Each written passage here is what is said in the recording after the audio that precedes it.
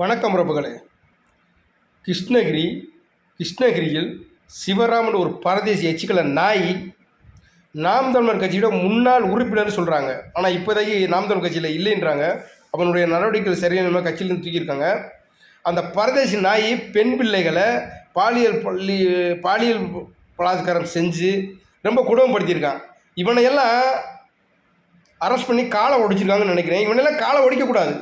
இவனை பொது இடத்துல நிப்பாட்டி ஊர் மக்கள் எல்லாம் கூட்டி கல்லை கொண்டே எரிஞ்சு அவனை கொல்லணும். இந்த மாதிரி வெளிநாடுகளில் சவுதி அரேபியாவில் பெண்களை தொட்டால் உடனே மரண தண்டனை.